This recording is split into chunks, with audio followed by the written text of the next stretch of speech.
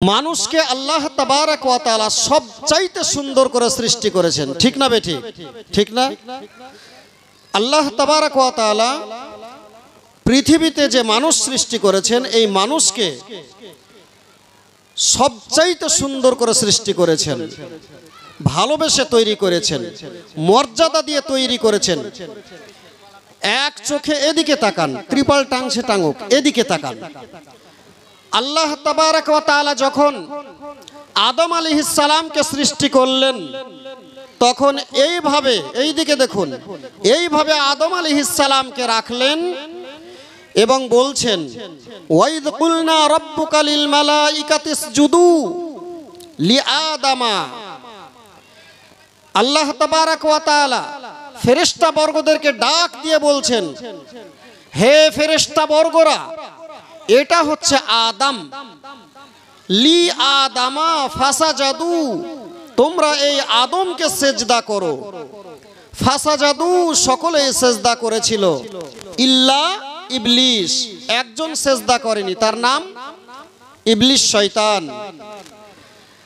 ফেরেশতাদেরকে দিয়ে সেজদা করিয়েছিল কাকে? আমাদের আদি পিতা আদম আলাইহিস সালামকে। তাহলে কতটা মর্যাদাপূর্ণ আর কতটাই যে সুন্দর।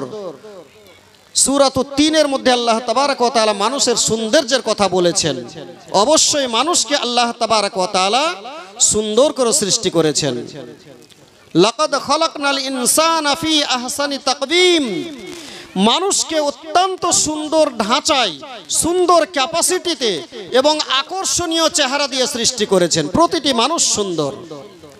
অতএব এই সুন্দর মানুষকে আল্লাহ তাআলা সৃষ্টি করার পরেও, মানুষকে সৃষ্টি করার পরেও জাহান্নামে দেবে কেন? মানুষ কোন কারণে জাহান্নামে যাবে?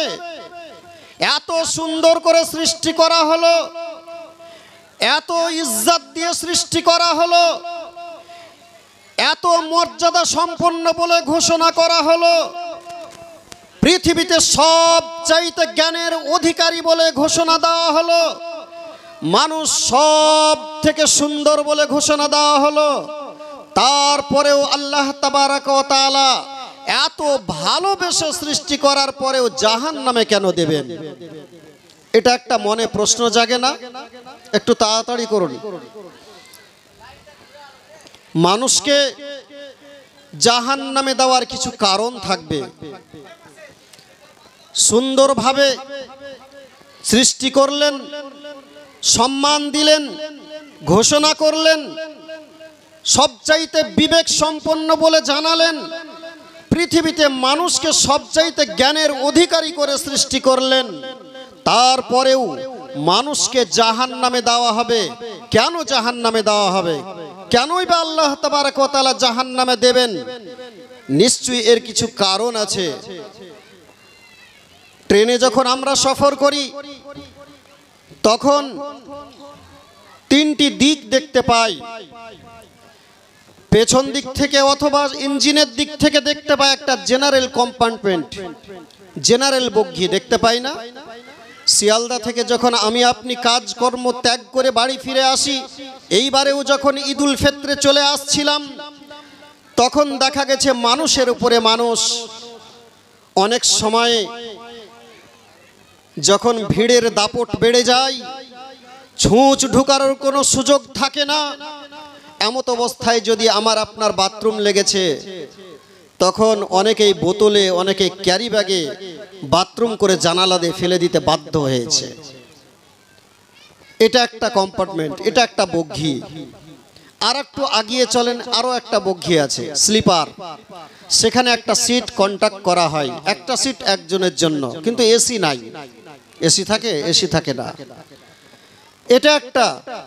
আরো একটু আগিয়ে যান, আরো একটা বগি দেখতে পাবেন, কম্পার্টমেন্ট দেখতে পাবেন, সেটার নাম হচ্ছে এসি। সেখানে মানুষ যখন উঠবে, তখন দেখবেন একটা বালিশ। যারা ব্যাঙ্গালোর, দিল্লি সফর করেছেন বড় ভালো ভালো ট্রেনে, তখন একটা বালিশ, একটা বেড কভার, জলীয় বোতল সবকিছু দিয়ে দিবে। এখানে এসিও থাকবে। ট্রেনে এইরকম ভাগ আছে।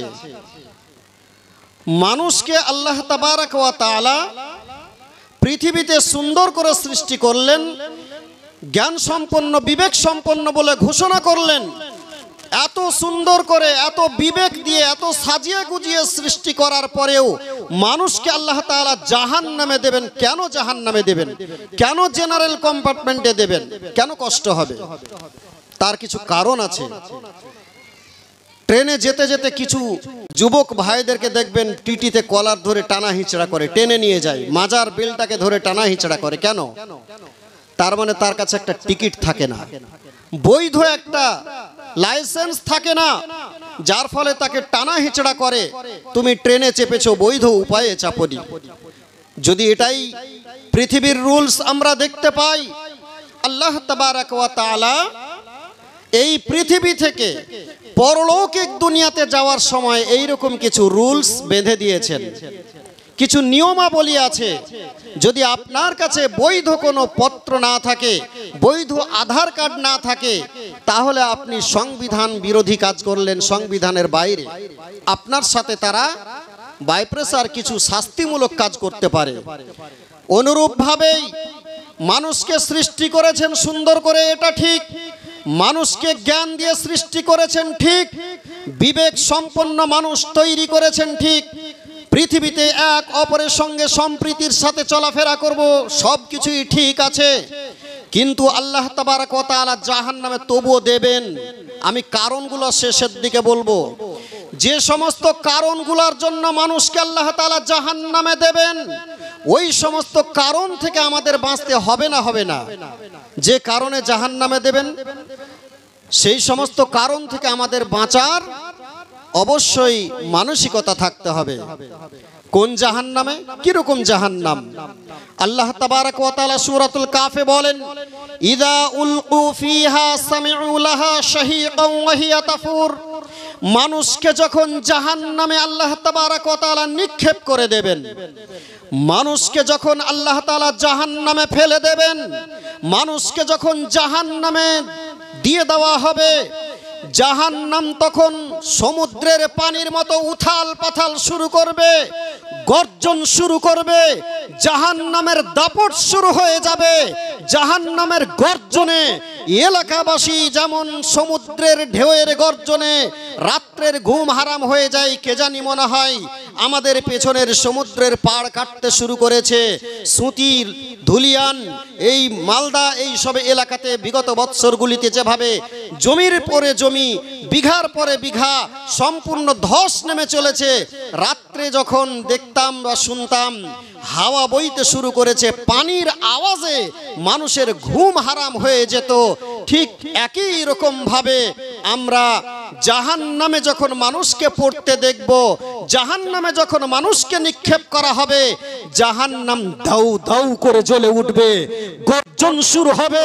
জাহান্নামের বিকটতা, জাহান্নামের বিষজ্জনতা আপনাকে বুঝিয়ে বলা সম্ভব হবে না, এত সাংঘাতিক গর্জন হবে।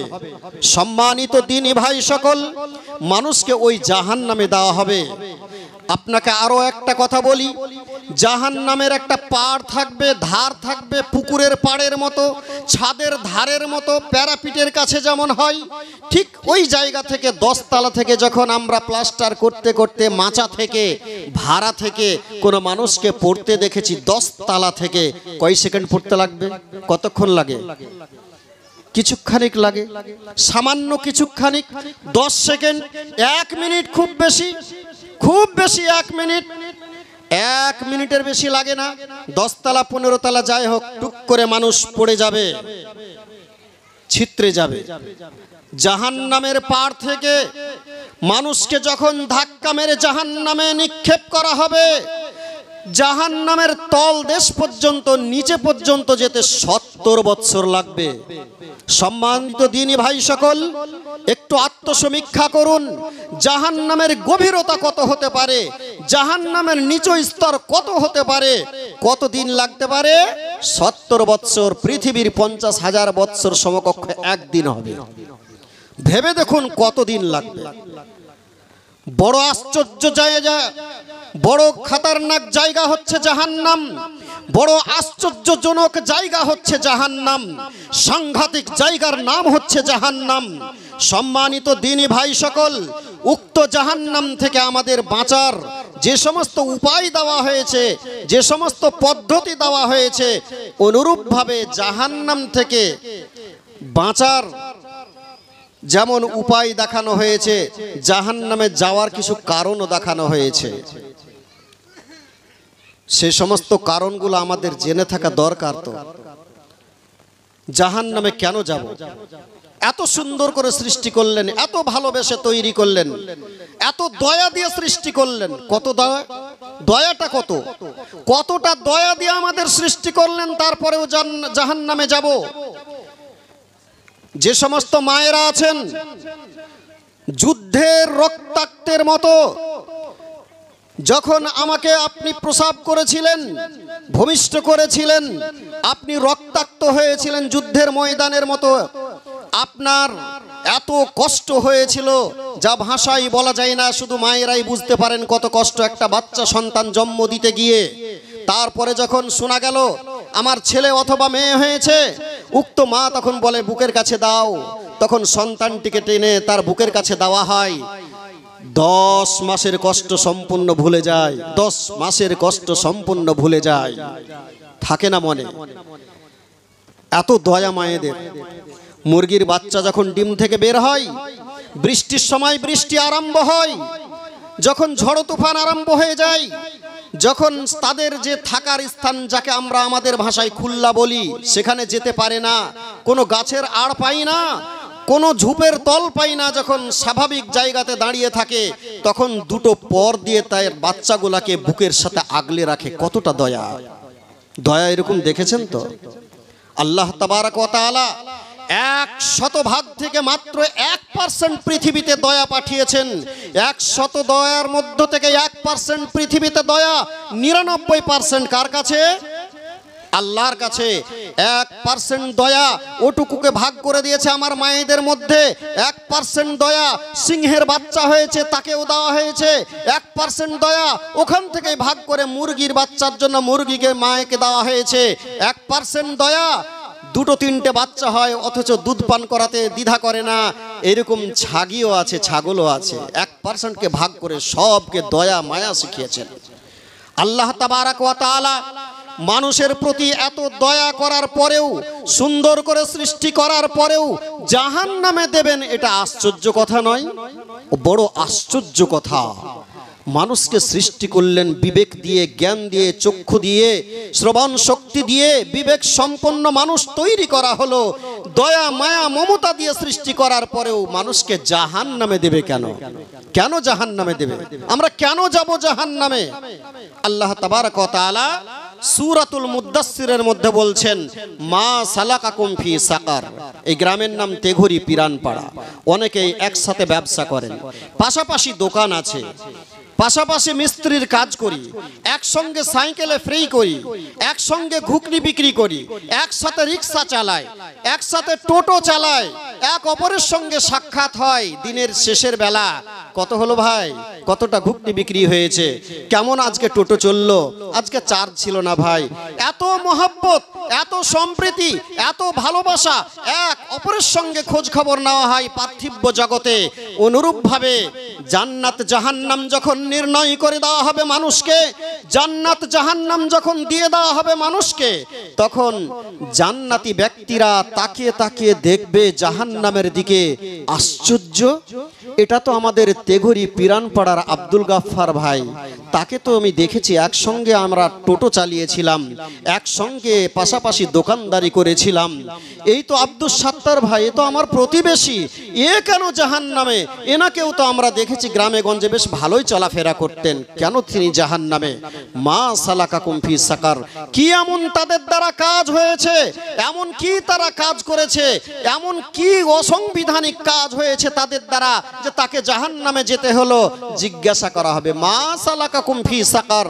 ও আমার ভাই, ও আমার প্রতিবেশী, ও আমার ভাইয়েরা, ও আমার মায়েরা, একসঙ্গে ঈদের মাঠে গেছিলাম, হাতে হাত মিলিয়ে, পায়ে পা মিলিয়ে, ঘাড়ে ঘাড় মিলিয়ে নামাজ আদায় করেছি, ঈদুল ফিত্র আদায় করেছি, এক মাস সিয়াম পালন করেছি, একসঙ্গে হাসি মুখে ইফতার করেছি। এরপরেও জাহান্নামে কেন তোমরা? জিজ্ঞেস করা হবে, মা সালাকাকুম ফি সাকার। জিজ্ঞেস করা হবে। কে জিজ্ঞেস করবে? পিরানপাড়ার মানুষরাই জিজ্ঞেস করবে। আমার মতো, আপনার মতো শুভবুদ্ধি সম্পন্ন ব্যক্তিরাই জিজ্ঞেস করবে। কি জিজ্ঞেস করবে? মা সালাকাকুম ফি সাকার। ভাই, কি ব্যাপার, জাহান্নামে কেন? তারা উত্তর দেবে। কি উত্তর দিবে বলুন তো? লাম নাকু মিনাল মুসাল্লিন। তারা বলবে, অবশ্যই ভাই পাশাপাশি দোকান ছিল, একসঙ্গে টোটো চালাতাম, একসঙ্গে ঘুগনি বিক্রি করেছিলাম, কিন্তু যখন আজান হতো, আজান হওয়ার সঙ্গে সঙ্গে তুমি সাঁটার ফেলতে অথবা না ফেলতে মসজিদে ছুটে যেতে, আমি কিন্তু যেতাম না। আজান হওয়ার সঙ্গে সঙ্গে তুমি টোটো এক সাইড করে দিতে, মসজিদে চলে যেতে, আমি কিন্তু চালাতেই থাকতাম আর্থিক লোভে। একসঙ্গে ব্যবসা করেছিলাম ঠিক, কিন্তু তোমার আজান কানে আসলে কোনোভাবেই তুমি পৃথিবীর কাজে সংযুক্ত ছিলে না, সম্পূর্ণ স্টপ করে মসজিদের দিকে আল্লাহর ডাকে সাড়া দিয়েছিলে। আমি তোমার সাথে বসবাস করেছিলাম ঠিক, একসঙ্গে ঈদ পালন করেছিলাম ঠিক, একসঙ্গে ব্যবসা করেছিলাম ঠিক, একসঙ্গে টোটো চালিয়েছিলাম ঠিক, একসঙ্গে ইফতার মাহফিলে যোগদান করেছিলাম ঠিক, এক অপরে ভাই অথবা আত্মীয়তা বন্ধন ছিল, এটাও ঠিক, কিন্তু আমি নামাজ কোনোদিন পড়িনি, নামাজে যাইনি, যার ফলে আমাকে জাহান্নামে আসতে হয়েছে। এই কারণে মানুষ জাহান্নামে যাবে। আচ্ছা, যে কারণটি আমি শুনলাম, তাহলে আপনি কি বিশ্বাস করলেন যে যারা আমরা জাহান্নামে যাব তার একটা কারণ হলো জাহান্নামে যাওয়ার নামাজ না পড়া? তাহলে এটা কি করতে হবে? আধার কার্ডের সাথে প্যান কার্ড যদি সংযুক্ত না থাকে, ভোটার কার্ডের সাথে যদি সংযুক্ত না থাকে, রেশনের সাথে সংযুক্ত না থাকে, ইনভ্যালিড। কি করবেন? করবেন কিছু? কিছু তো করতে হবে। দৌড়ে কম্পিউটারে, ভাই আধার কার্ডের সাথে একটু লিঙ্ক করে দাও, রেশনের সাথে লিঙ্ক করে দাও। যদি লিঙ্ক না করো তাহলে চাউল পাবো না, যদি লিঙ্ক না করো ডিভোটার হয়ে যেতে পারি, বিভিন্ন পর্যায়ে সমস্যা দাঁড়িয়ে যেতে পারে, সুতরাং তুমি আমার এই লিঙ্কটা করে দাও। এইভাবে মানুষ ছুটোছুটি করবে। আমি দেখেছি, আমি আপনার এলাকারই মানুষ, কিছুদিন অবশ্য প্রায় 12 বছর সাইদাপুর মাদ্রাসায় প্রধান শিক্ষক হিসাবে কাজ করেছি, সুতরাং এখান দিয়ে যাওয়া আসা করি। মাস্টার জাহিদুল ইসলাম সাহেব অত্যন্ত সুপরিচিত, একসাথে আমরা শিক্ষকতা করেছি, তিনি আমার কলিগ, অত্যন্ত শ্রদ্ধেয় ব্যক্তিত্ব। বর্তমান বাবুপুর মাদ্রাসায় শিক্ষক হিসাবে কাজ করছি, সেহেতু আপনার এলাকারই মানুষ। বলছিলাম, যে সমস্ত কারণগুলা দেখেছিলাম তার মধ্যে একটা কারণ, যখন নোটবন্দি হলো, মনে আছে? রামপুরা ব্যাংকে রাত্রি 1টা, এসার পরই চলে গেছি, বড় ভাই, দাঁড়িয়ে থাকতে পারি না, একটা ইট রেখে দিয়েছি। আপনারা কেউ ইট রেখেছিলেন? লাইন করে রেখেছিলাম, আপনারাও রেখেছিলেন। একটা ব্যাগ রেখে দিয়েছি ছিঁড়া, মানে চুরি হলো সমস্যা না, কিন্তু ব্যাগটা আমার লাইন, মাগরিবের পরেই দিয়ে দিয়েছি, টাকা বাঁচাবার জন্য, টাকাটা নষ্ট না হয়। টাকাটা যাতে নষ্ট না হয় এই জন্য পুরনো টাকা জমা করে দেব। এই যে ঘোষণা, একজনের ঘোষণা, এক ব্যক্তির ঘোষণা, ইহলৌকিক জগৎকে পরিচালনা করছে যে তার ঘোষণা, এই নোট অচল হয়ে যাবে। সচল করতে হলে এই কাজ করতে হবে। সচল করার জন্য রাতকে রাত না মনে করে, খিদাকে খিদা না মনে করে লাইনের পর লাইন দাঁড়িয়ে থেকে অনেকেই বেহুশ হয়ে পড়েছিলাম, তারপরেও আমরা লাইন ছেড়ে দেইনি। এরকম ঘটনা ঘটেছে না ঘটেনি? পৃথিবী থেকে যাওয়ার পরে জান্নাতে যাওয়ার যে রুলস, জাহান্নাম থেকে বাঁচার যে পদ্ধতি, যেগুলা কোরআনে ঘোষণা হয়েছে, এটা কি 2019-এ, 2018-তে বা আমাদের বর্তমান যে কেন্দ্রীয় সরকার, এটা কি তার আদেশ? এই কেবলই কি ঘোষণা হয়েছে যে জাহান্নাম থেকে বাঁচতে হলে আপনাদের এরকম করতে হবে, জান্নাতে যেতে হলে এইরকম করতে হবে? সচল এবং অচল, যদি অচল হয় জাহান্নাম, সচল হলে জান্নাত। এই ঘোষণাটা কি এখনকার? জি না। আজ থেকে 1400 বছর পূর্বে কোরআন মাজিদ নাজিল হয়েছে, তখনকার ঘোষণা বিশ্ব যতদিন টিকে থাকবে ততদিন চলবে। এত সুন্দর নিখুঁত কথা সূরাতুল বাকারার মধ্যে বলছেন, সেই কথাকে আমরা ভুলে গিয়ে করি কি সন্দেহের বশবর্তী হয়ে নিজস্ব জীবনযাপনকে শিথিলতায় রেখেছি। মহাগ্রন্থ আল কোরআনে মনে হচ্ছে যেন যে কথাগুলো বলা হয়েছে সবগুলোতে সন্দেহ আছে, তা না হলে এগুলো বাস্তবায়ন আমরা করছি না কেন? আল্লাহ তাআলা বলেন, যালিকাল কিতাব লা রাইবা ফীহি হুদাল লিল মুত্তাকিন, এমনই একখানা গ্রন্থ, যালিকাল কিতাব এমনই একখানা ল, যালিকাল কিতাব এমনই একখানা ডায়েরি, লা রাইবা ফীহি, এর মধ্যে কোনো সন্দেহের অবকাশ নেই। আমি আপনি যখন লেখক হিসাবে কোনো একটা বই লিখি, লিখার সঙ্গে সঙ্গে অভিমত লিখি না অভিমত নিশ্চয়ই আপনারা শিক্ষিত মানুষ জানেন। যে কোনো বই লিখি, যত বড়ই লেখক হোক না কেন, আসাদুল্লাহ গালিব হোক, জাকির নায়েক হোক, কাবা শরীফের প্রধান ইমাম কারিয়া সুদাইশ হোক, অধ্যাপক শেখ আইনুল বারি হোক, আব্দুল্লাহ সালাফি হোক, আনোয়ারুল হক ফাইজি হোক, যত বড় বড় বাঘা বাঘা আলিম মুজাফফর বিন মুহসিন হোক, সবাই লিখতে গিয়ে অভিমতে লেখেন যে যদি আমার বইয়ের লেখনির মধ্যে কোনো ত্রুটি থাকে ফোন করে বা কোনো যোগাযোগ মাধ্যমে জানাবেন, পরবর্তী ছাপাখানায় সংস্কার করে নেব। আমার আল্লাহ পরিষ্কারভাবে প্রথমেই ঘোষণা করেছেন, যালিকাল কিতাব লা রাইবা ফীহি, এমনই একখানা গ্রন্থ যার মধ্যে কোনো সন্দেহের অবকাশ নেই। যেই কিতাবে সন্দেহের অবকাশ নেই সেখানে ঘোষণা করছেন, মা সালাকাকুম ফি সাকার, আপনাদের কি সন্দেহ আছে যারাকে জাহান্নামে দেওয়া হবে তাদেরকে আমি আপনি জিজ্ঞেস করব, জান্নাতে থাকা ব্যক্তিরা, যে ভাই একসঙ্গে ব্যবসা করতে করতে মৃত্যুবরণ করলাম, কি ব্যাপার আপনি জাহান্নামে আমি জান্নাতে কেন? জাহান্নামী ব্যক্তিরা যেটা উত্তর দেবে, কলু, তারা বলবে, লাম নাকু মিনাল মুসাল্লিন, আমরা নামাজ পড়তাম না এই জন্য। তাহলে এই কারণে জাহান্নামে যেতে হবে। এই কারণকে মাথায় রেখে কে কে নামাজি হবেন, নিজের বুকে হাত রেখে আল্লাহকে সাক্ষী রেখে অঙ্গীকারবদ্ধ হন যে আমি এই কারণ আমার মধ্যে হতে দেব না, এই যে রূপ সে রূপ যেন আমার মধ্যে না তৈরি হয়, আমি একজন পাক্কা নামাজি হব, তা না হলে আমাকে জাহান্নামে যেতে হবে। এটা আপনারা বিশ্বাস করেন না করেন না? বিশ্বাস করেন তো? একটু ইশারাও করেন, হাত উঠে বিশ্বাস করেন। তাহলে এই কারণ আমাদের মধ্যে যেন বেনামাজি কারণটা না থাকে। বেনামাজি হলে জাহান্নামে যেতে হবে। দ্বিতীয় কারণ, কোন জাহান্নামে বলেছি কিন্তু আগে, ইদা উলকু ফিহা সামিউ লাহা শাহীকাম ওয়া হিয়া তাফুর, যেই জাহান্নামে মানুষকে নিক্ষেপ করার পরে পানির মতো, যেমন ভাত রান্না করতে গিয়ে টকবক করে ফুটে তার একটা আওয়াজ পাওয়া যায়, 70 বছর গভীরতার যে আগুন, সে আগুন সাংঘাতিকভাবে দাউ দাউ করবে, যখন গর্জনের আওয়াজ পৃথিবীতে চলে আসবে, এত সাংঘাতিক আওয়াজ হবে। কতটা আগুনের তাপমাত্রা হবে একটু বলি কথাটা। এটা একটা মোমবাতি, মোমবাতি দেখেছেন?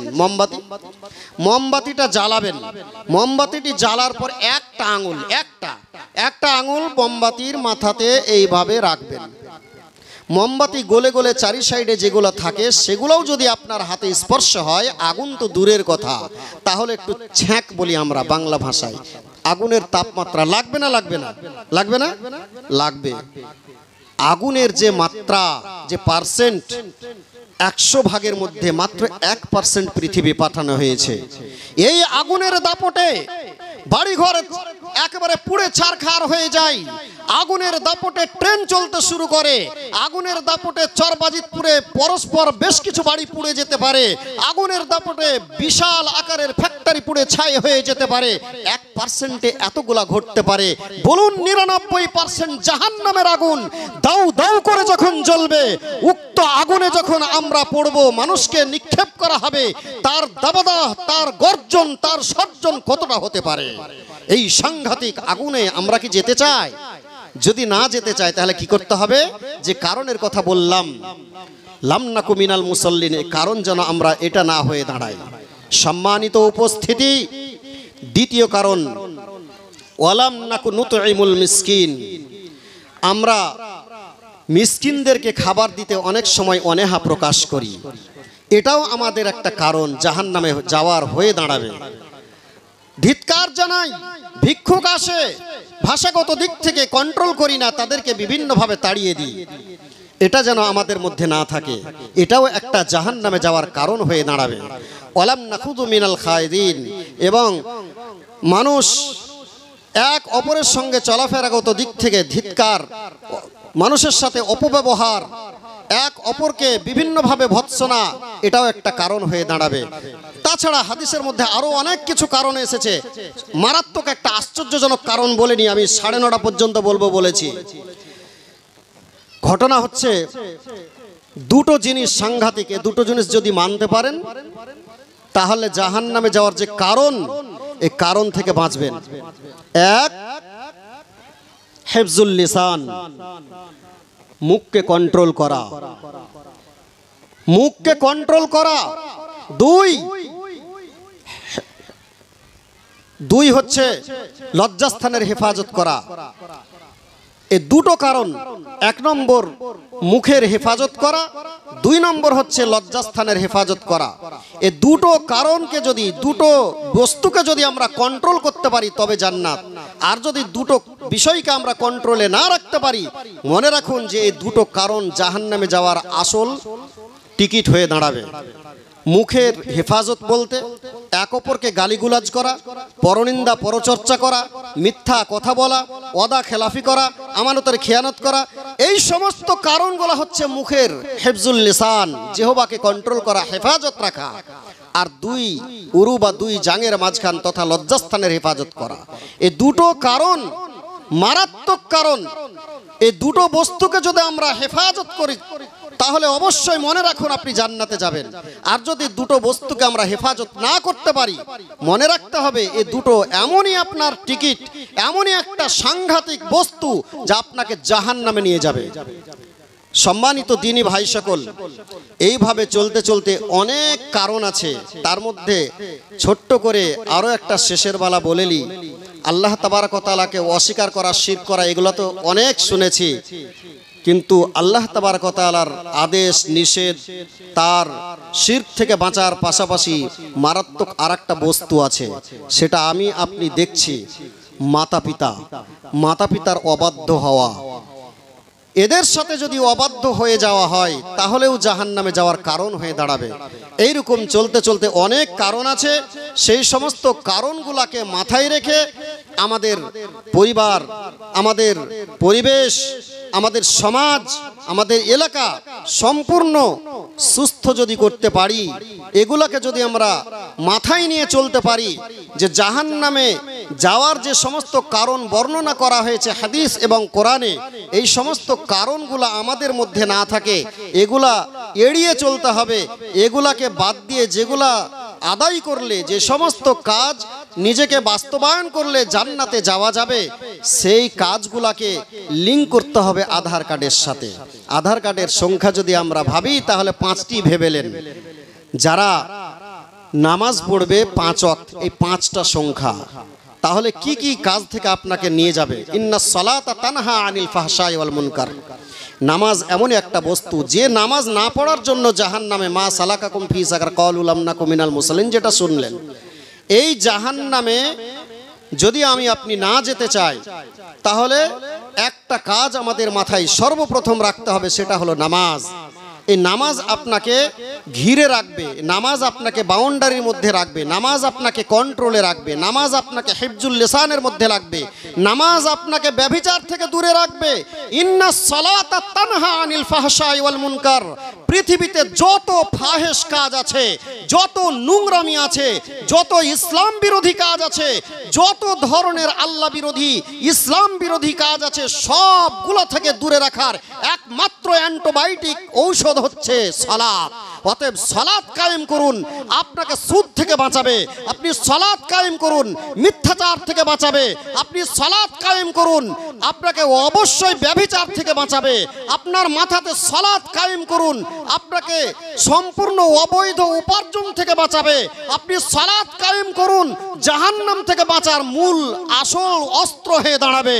সম্মানিত দিনী ভাই সকল, আমি কথা না বাড়িয়ে তেঘরি পিরানপাড়ার যুবকবৃন্দের উদ্দেশ্যে বলবো, আজকের এই সভা পরিচালনার দায়িত্ব দিয়েছেন, দায়িত্ব সিট থেকে আমি অত্যন্ত অত্যন্ত ভালোবাসার সহিত শ্রদ্ধার সাথে সম্মানের সহিত বিনীত অনুরোধ জানাবো, মায়েদেরকেও আমি বলবো আপনি যদি নামাজ পড়েন অবশ্যই আপনাকে পর্দায় রাখার আপনাকে সুযোগ দেবে। নামাজ এমনই একটা বস্তু আপনাকে যাবতীয় পাপাচার থেকে দূরে রাখবে। মায়েরা বাড়িতে নামাজ আদায় করুন এবং আপনার সন্তান সন্ততিকে মসজিদে পাঠান, তারাও যেন সালাত কায়েম করে, সালাত আদায় করে। অবশ্যই দেখবেন পাড়া প্রতিবেশীতে শান্তি, সম্প্রীতি, ভালোবাসা, ভ্রাতৃত্ববোধ সব জেগে উঠবে। এটা এমনই একটা ঔষধ। অতএব আমি আর কথা না বাড়িয়ে বিনীত যে অনুরোধটি রাখছি সেটা হলো, যুবকবৃন্দরা যারা এই জালসার এই তাবলিগি সভার আয়োজন করেছেন, সর্বপ্রথম প্রতিজ্ঞাবদ্ধ হতে হবে ওই সমস্ত তরুণদের, ওই সমস্ত আয়োজক বৃন্দদের যারা আজকের এই আয়োজন করেছেন, তারা সর্বপ্রথম নিজেকে প্রতিজ্ঞাবদ্ধ হন।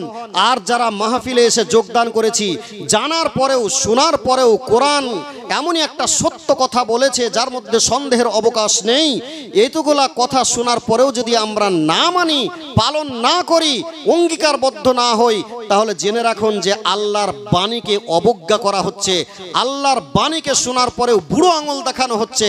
আপনি যাবেন কোথায়? জাহান্নামে। জাহান্নামের আগুনের কথা তো শুনলেন, কত সাংঘাতিক। অতএব মারাত্মক ওই অগ্নিকাণ্ড থেকে বাঁচতে হলে, 70 বছরের তল থেকে বাঁচতে হলে আপনাকে সালাত কায়েম করতে হবে। আপনাকে নুতইমুল মিসকিন, মিসকিনদের সাথে সদাচরণ, ভালো ব্যবহার করতে হবে। মাতা পিতার সাথে সদাচরণ করতে হবে। জিহ্বাকে হেফাজত করতে হবে, লজ্জাস্থানকে হেফাজত করতে হবে।